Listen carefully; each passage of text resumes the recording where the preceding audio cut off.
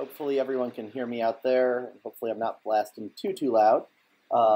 So welcome to the sort of amateur radio info night. We're going both out on live stream as well as local here. My name is Andy Maluzzi, and I am one of the officers in Gator Amateur Radio. Moises is also here, he's another officer. And we're just sort of doing this night to let the people in the community know what's going on in amateur radio here at UF, as well as how to use some of the resources we have and answer the questions, what is amateur radio and why we do it. So if we move through the presentation here, quick agenda, we're going to go over briefly what is amateur radio and why we use it. We're going to go over the different VHF and UHF technologies. Tonight is really about getting on the air and getting people either who are watching the live stream or who are actually here on the air. And then we're going to go into sort of exactly what those resources are here in town.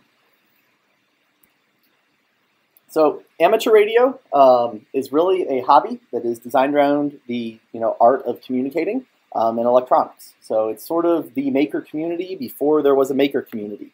It is very much a very hands-on hobby where you get out, you either work out in the field, building systems, building antennas, building radios, testing them out and trying to communicate with people, or you're trying to, actually try to talk to people all around the world. There are awards for those sorts of communications. You have DXCC, you have Worked All States, all that sort of thing.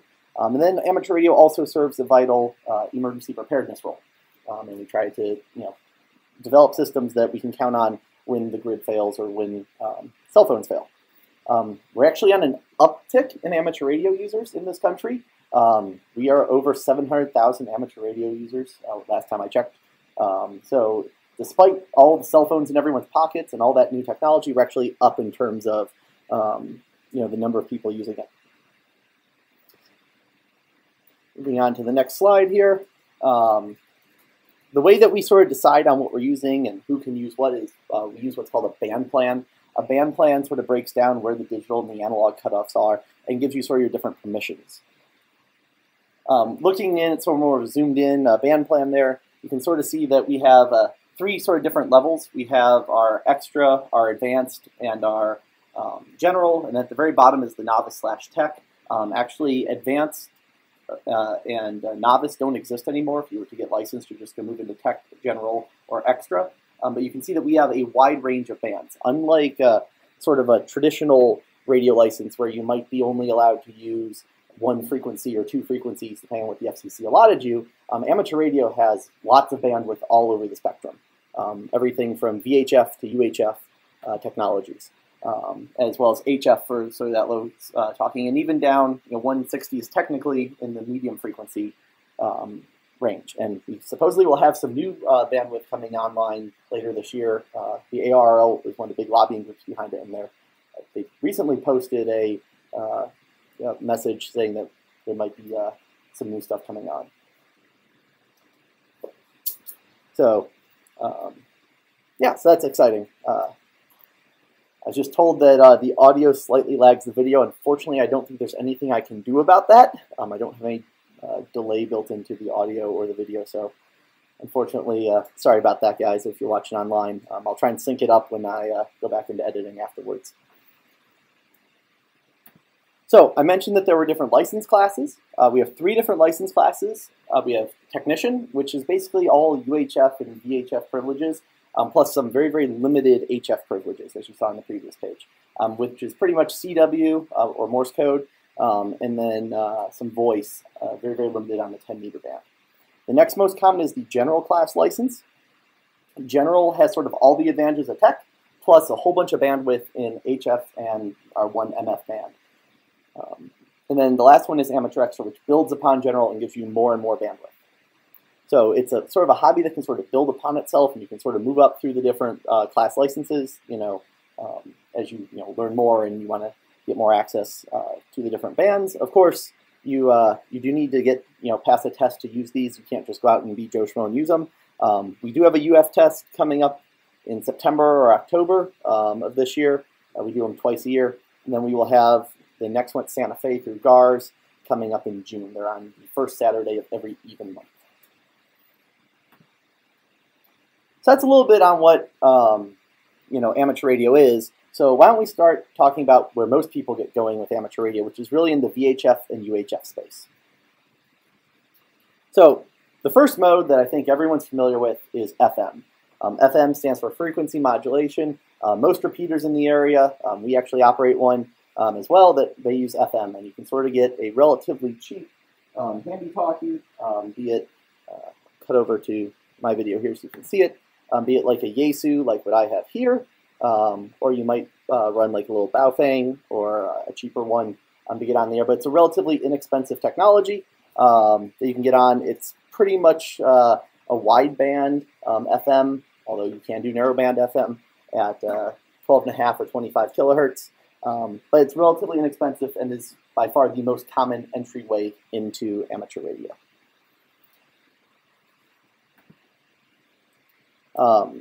Moving on to the next one. Let's see here. The next most common mode that you sort of hear a lot about is single sideband, and this is definitely an HF thing. Single sideband is commonly used for doing long distance communication. It uses much less bandwidth. We're talking 12.5 kilohertz being narrowband FM. This here you're talking less than 3 kilohertz, so about half of an AM signal or less. You can really put filters and stuff on to compress it down to get even further. It's very common on the HF bands, but you can also find it on UHF and VHF, but you're typically doing longer distance. On 20 meters and up in frequency, we typically use the upper sideband, and then on 40 meters and down, we typically use the lower sideband. If you want to use it on VHF or UHF, you really need to look for an all-mode radio. And actually, the picture we started the section off with, our Gator Earth station here for satellite work, is an all-band VHF, UHF radio for that purpose. Make sure I'm clicking on the right window and move this. So the next mode that we're going to sort of get into is more of these digital modes. And the first one is D-Star, which is the Digital Smart Technologies for Amateur Radio. It is an amateur radio technology developed solely for amateur radio. It is not used anywhere else. It is used only with radio amateurs. They have it on HF, they have it on VHF, they have it on UHF. It's super common in amateur radio. It's been around for over a decade now. It was sort of the first digital mode, so to speak, or DV, digital voice, for amateur radio. It uses less bandwidth than FM. You can get by with about 6.5 kilohertz. And it definitely is a cool technology. It started off with just local repeaters, and then we saw that these local repeaters weren't quite cutting it and wasn't quite fun enough, so then they actually came up with a way of networking all the repeaters and creating these sort of chat rooms that are called reflectors. D-Star is quite similar, and I don't actually give it its own slide in here, but the other sort of competing amateur-only technology is Yaesu System Fusion. And we do have a repeater here that can do Yaesu System Fusion, but the network and the back end and the user base isn't quite there yet, as well as it's a little bit more confusing to use because the idea of Fusion is using analog and digital in the same frequency space, and that can be awfully confusing to new users. One of the sort of commercial technologies that has creeped into amateur radio, is still very much a minority in amateur radio, is P25, or Project 25. It is a digital standard used by all levels of the U.S. government. It's designed to work with existing analog systems and sort of has two phases. So you have the C4FM, which is a modulation built upon FM for phase one, and then phase two takes that technology a step further and uses TDMA to enable sort of two people to use that space or to set the groundwork for trunking, which a lot of systems now are moving sort of to a trunking system. Trunking is where you sort of have a control frequency, and then you have the second frequency for the different talk groups, and there's sort of the controller tells your radio where to go. So it can be more efficient on space and everything. This is commonly used on VHF and UHF. Again, it's less bandwidth than traditional FM signals at 12.5 kilohertz. Yes, text can use anything on VHF and up. One of these sort of digital modes that we have great support for in Gainesville more recently, that's pretty easy to actually get involved with, is APRS. So you can actually find out more about APRS going to APRS.fi and all that, but I'll swap over here on the feed so people can see. This is a cheap little APRS app. So I have a little Baofeng HT, and I have an Android phone running APRS Droid, and it's just beaconing my position out to the network. It's using an FM packet, an AX25 1200 baud FM packet. So it's a relatively slow packet, but it does sort of get information out there. It's commonly used for either text messaging, and you can actually send text messages between radios, or it's used for sort of, what that one's doing, beaconing your position and showing telemetry. Typically in the United States, we work on 144.39 megahertz on that, and you would typically digipede on that to an iGate. The idea is that you would have a network of radios that would sort of hear a packet and then repeat it, and hopefully a radio that's listening for it that's also connected to the internet would upload it to an iGate, and then you could use websites like APRS.fi and search for call signs and everything in there to sort of get up and see your telemetry. So I know we used it a few years ago. Small Satellite Design Club used it for a high-altitude balloon. I commonly use it whenever I drive around. So it's a very, very cool way to just sort of track where you've been. It's fun if you go on road trips and you start seeing yourself pinging all over the place. So it's a very, very accessible technology because it can be done like what I did with a regular FM HT that costs about $30 and an old phone that was free and about $1 in a mono price cable to connect it to. So it's very, very accessible. Let's see, get the next slide up. The next one here is probably the one that most people have questions about in Gainesville. It's the newest technology that's online, and it's one that we've actually worked very, very hard to bring online. It's called Digital Mobile Radio, or DMR. You might also hear it called Moto Turbo. DMR is basically a poor man's GSM system that you can use on amateur radio. It is by far the fastest growing. There have been over 100 new, and I actually think 100 is a lowball estimate for Florida here in the last 30 days, and we are currently in April of 2016. So it is explosively growing. For a benchmark, when I got my DMR ID in early February, I was number 764, and Brian Owens got his ID this morning, and he was number 932. So in less than 2 months, we are sort of growing about 200 people. So that's phenomenal. It uses less bandwidth than FM. It uses 12.5 kilohertz. But what's really cool is it uses time division multiple access, or TDMA, just like a cell phone. So you get 2 people can use the repeater at any one time. And rather than having to log into a room on System Fusion or a reflector on D-Star, you just tune your radio to listen for a talk group. So how does that all work? So we have these concepts of talk groups. A talk group is sort of like a chat room, just like what you'd have on D-Star or System Fusion. But we have sort of predefined what they are. This is just a sample. All these are supported here on the Gainesville repeater. And if you want to know more, k4usd.org. But essentially we have worldwide calling, we have worldwide English calling, we have North America calling, southeastern region, Florida, local, all sorts of different ways to get on there. And you typically have I'm going to switch back over here and power up mine. You typically have a relatively inexpensive, about $100 for this MD380 HT, and you can sort of listen. Let's see if I can get anyone in North America. North America is usually pretty hopping. Wow, no one on North America. Oh, yeah. There we go. So I just turned the dial to North America, and I was able to hear someone. If I wanted to talk on a different channel, I would just turn it to that different one and do that. The only downside is that you have to pre-program all these HTs. So let's see if I give a call out there on Florida. This is KK4LWR listening on Florida. I'm doing a demo on DMR. Anyone out there?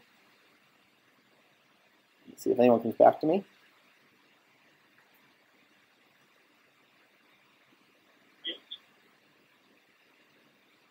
W4ZTH, KK4LWR, you're right on the border there of hitting that repeater. I saw your call sign flash across my screen.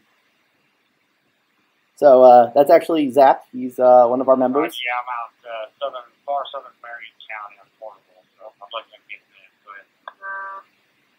Oh, very good. I'll let you go. Thanks for giving a call in. You're going to be on the live stream too, so thanks for giving that shout. 73's KK4LWR clear. So that was Zach. He was down in Marion County, Southern Edge, and trying to probably hit the Groveland, repeater. And just barely getting in. This, in theory, DMR has greater range than FM, and it has forward error correction. So basically, you have this nice digital signal, and you're not actually transmitting your voice, and I'll go over that in a second. But yeah, and if I want to talk on a different one, if I want to talk just on the local repeater, I could turn to that. I could go right back and just listen to North America, and you can hear them talking. It's common to listen to multiple channels, but only transmit on one at a time. But yeah, for about a $100 radio, you can easily get online and talking. It's very cool because I could be carrying on a completely different conversation on the same repeater on the same frequency as Zach, for instance, if he was here in Gainesville, at the same time, and we wouldn't step over each other so long as we're in two different talk groups. And using two different time slots. We go back to the presentation there, so everyone in the webcast can see. Typically, a talk group is assigned a call slot or a time slot. So the wider area talk groups, like worldwide or North America, are going to be on one time slot, usually time slot 1, and then the more local ones, like local Florida or Southeastern, might be on time slot 2. So as long as there's no one else using that repeater on that time slot, someone else can use the other one, which is really quite handy. And usually the radios will indicate to you that it's receiving something. So how does this technology work? Well, the first thing I said is it was QDMA. So essentially, we have these two different time slots that go on and on and on, alternating. They're roughly 30 milliseconds apiece, and they consume the full 12.5 kilohertz. That enables us to have a 9600 baud channel on each of them, so that you can actually communicate. So it's a little bit wider, but that's how you get the additional sort of characters through. And this is also good because you can save battery power because your radio is not constantly transmitting through the entire sort of time you're talking. It's only transmitting for that little window and then it cuts off. If we dig a little deeper into it, you sort of get this concept of a data frame, which is about 25 or 27.5 milliseconds, and then there's this sort of gap. Turns out light actually takes time to move. So that gap is for the propagation delay of light through air. So there's about a 50-mile or so range to DMR, even under the best conditions. And that's just sort of because light takes so much time to get across things. So I said that you're not actually talking and they're not actually hearing your voice. That wasn't actually Zach that we heard. It was my radio's closest approximation of Zach. DMR uses what's called a vocoder, just like D-Star, just like System Fusion. Essentially what happens is when you go to transmit, you speak into a microphone and it goes into this AMD2 vocoder, which says, that sound you made is this number, and we're going to add some inflection details and all that to it. It then sends it out over RF as part of that digital packet. And you'll hear, you'll transmit that out to your repeater. There's usually a slight delay because you got to receive a few packets to sort of make a sentence before you can start listening, but that's sort of how that works. On receive, it does the same process. It takes it in, runs it through the vocoder again to decode it, and this time says, okay, this is what his voice most sounded like, and then we'll play it out on your speaker. So you're not ever actually sending your voice. It's not ever modulating or anything. It is actually a digital signal from one end to another. So you've sort of seen a high-level overview, very, very brief on the different technologies. I am by no means an expert on all of these. I just wanted to give a very, very brief overview. There are people that know this a lot better than me, but I wanted to at least sort of let you know how you can get involved. One of the first ways to get involved here in town, if you are associated with the University of Florida, that is, you are staff, faculty, or student, you can join the Gator Amateur Radio Club. We have an operating room down the road from here. We're currently in Larson Hall in our rooms in the dental school. We operate a couple of repeaters, both an FM repeater and a DMR repeater. So we just did a whole bunch of work on our FM 91 repeater. It's located at Beatty Towers at about 190 feet in the air. It was upgraded to a Yaesu DR1X, so we're only transmitting FM, but you can actually talk in on FM or Yaesu System Fusion, and it will do the vocoding and decoding and all that inside the repeater and send it out as just FM for people to hear. The goal of this was to make it accessible for students or new hams in the area, since we tend to have a lot of those here at UF. We also operate a net on this repeater every Tuesday night at 8:30 p.m. So and that's 8:30 local time, so keep that in mind. People are always curious, where is this repeater? Where's Beatty Towers? Beatty Towers is those two big buildings you see, and we are the repeater antenna at the very, very top of Beatty Towers up there. So if you're curious on where we're actually transmitting from, that is that particular spot. The new one is our 444.8125 DMR repeater. It is actually located not too far from our shack, down the road at the North Tower of Shands. It's about 150 feet in the air. We're not on the antenna we were hoping to be on, but we're on a relatively good one. We are on the K4USD network. We're up here on that network, so if you're curious on what talk groups are supported, you can head on over to k4usd.org, and they will tell you exactly what talk groups and what time slot. And this was just installed last month. It went live March 31st. So it's a very, very new. It's a Motorola SLR 5700, and a lot of people were part of making that happen. Probably a good dozen or 2 dozen between donors and support staff here at UF. So that is a great, great resource that we now have here in town. And it is easy to get on. We're color code 1. All the details are posted up on our website, Gator Radio. I encourage you to get on DMR. People are always, again, wondering what antenna we are on that tower. We are that one with the orange circle there. Our goal was to actually be at the top. There is an antenna up there, but it appears that there's water in the coax going up to that antenna. So we either need to replace that or somehow get the water out of that coax. So we're exploring those options, but currently we are about 150 feet there, and that gives us about 30 miles of coverage, at least from me driving around in my car. An HT won't hit it that far, but you'll easily get in with a mobile. The other sort of big amateur radio group in town is the Gainesville Amateur Radio Society. So if you don't meet the requirements of being associated with the university directly, or you wish to join another club, the other one in town is the Gainesville Amateur Radio Society. They meet 6:30 p.m. at the AVMEG campus on the 3rd Wednesday of every month. And they operate several VHF and UHF repeaters in town, and they also are the ones that help out with the testing days here at UF, as well as organize them at Santa Fe College. The other resource that we have in town, as I mentioned, APRS. W4DFU operates a digipeater, which is great so long as someone can hear it. And I actually operate the iGate that's in Gainesville. I am the only iGate for a good 30 or so miles. When most people get in, there's another one that's out in Keystone Heights-ish that our digipeater sometimes hits. But 9 times out of 10, if you hit our digipeater, it's going to my iGate and getting uploaded to the internet. I have it running on a TV tuner SDR, which is literally one of these little things, plugged into a Panda board, which is what you can see in that screen, and it's running Pi Multimon APRS, which is a free open source sort of solution for that. And you can go, sort of track it. I actually did a whole tutorial on setting these up. Hopefully we'll get more people setting them up in Gainesville as well, because this is about a $10, $20 dongle that you can purchase, and you can use the stock antenna, or you can get your own special one you want. I'm running off of a J-pole in my apartment because I'm inside, and there's quite a bit of attenuation being on a 2nd-story apartment of a 3-story building. So I wanted to get as much as I could, but you can go on there and you can get on the APRS network. You do need a call sign. You do need to sort of register and get a password and all that. But once you're on, you'll track cars and all that, and planes. We get a fair bit of planes and helicopters flying over, and they've hit our APRS network, as well as people just walking around like with my little mobile APRS. So that is the other sort of resource. So here are sort of the area repeaters here in town. We have a whole bunch of VHF FM. We have W4DFU at 146.91. We have the 3 K4GNV repeaters. The 8.2 is the most popular, and the 9.85 is sort of the backup, and then the 6.85 is their 3rd one. From what I understand, they're having some issues with the 6.85 and the 8.2 right now, so I would recommend trying some of the different ones if you want to get on and seeing what works and what doesn't. But those are the different repeaters that they have. They also operate a UHF repeater, and that's also K4GNV, and that's an analog FM. And then in terms of APRS on VHF, we have W4DFU's digipeater, which is temporarily located on the North Tower of Shands as well.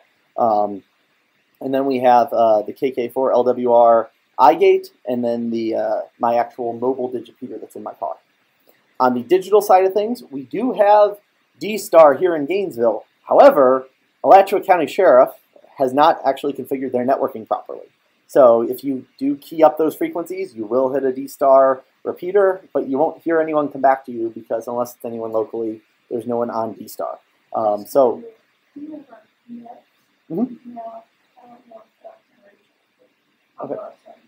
Okay. So the D-Star repeater, you are more than welcome to try and hit. I can't guarantee that you're going to get anyone come back to you. Hopefully the Alachua County Sheriff's Office will figure out the networking issue that they have and get that up online as soon as possible. But that'd be great to have D-Star in the area. The other one that we have is obviously the UHF DMR repeater. And you can see the 4448125 here in Gainesville, color code 1, time slots 1 to our network. So that's sort of all the area repeaters. And with that, I believe that is the last slide.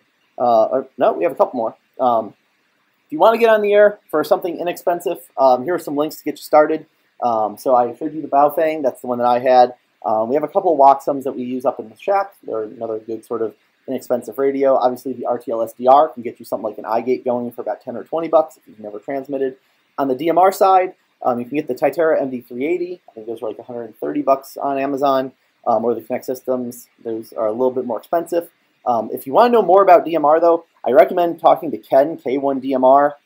He operates a website called twowaydigitalradio.com, and they sell DMR radios, and Ken is a great resource. He actually helped guide us a lot with the W4DFU project in terms of what repeater to get and how to get everything set up and do that. So he is an extremely valuable resource, and I would give him a shout or talk to him about what radio to get and all that. He's a Motorola dealer.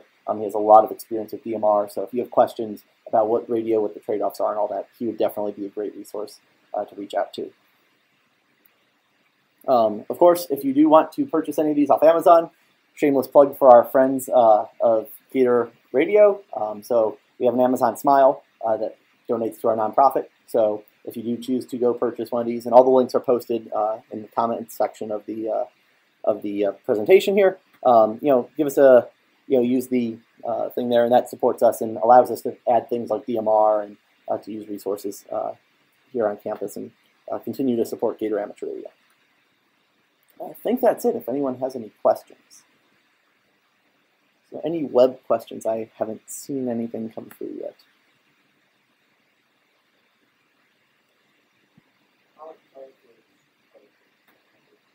So color codes are just like tone for a typical repeater. So the question was, what is a color code, and why is it a number?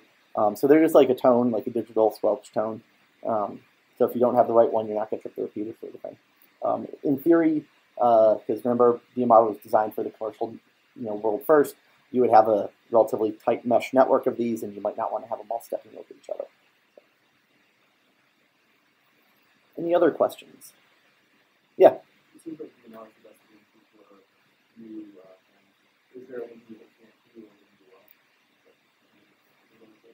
do well? The biggest pain to DMR is that you don't have any front panel programming. So the radio can actually do both analog and digital, but it's monoband. Because again, it came from the commercial world. You typically either have a VHF or UHF system. You don't usually flip between them. But it can do analog or it can do digital. So that's pretty handy. But you have to pre-program it all. So I only have the dial here in the different zones I program it to. I can't punch in a number and say, go to that. Although Titera is trying to go that route. Yeah. On the Titera, you can do limited channel editing on the radio. You can't actually create a new channel and do. You can tweak certain little things in there, but you don't get the full freedom of the software. I mean, when you actually get into the programming software, there's a ton of different options for each channel. So, and they do have limited memories, about 1,000 channels. The Connect systems actually can handle a lot more memories, so you could store all of the different DMR contacts in there. So, any other questions? I'm not seeing any questions come in from the live stream either. Yeah. Well, that's why I was sort of asking early and seeing if we can get them. It did catch up? It wasn't lagging anymore? Okay. That's I don't know what to tell you. That's YouTube. But I'm not seeing any other questions. Huh? Oh, okay. Let's see if anyone else comes out. I'm not seeing any. We only have 4 people watching right now, so not sure really a ton of questions from there. But hopefully that gets people started, and I guess with that we'll end for the evening. We have no other questions. So thank you very much, everyone.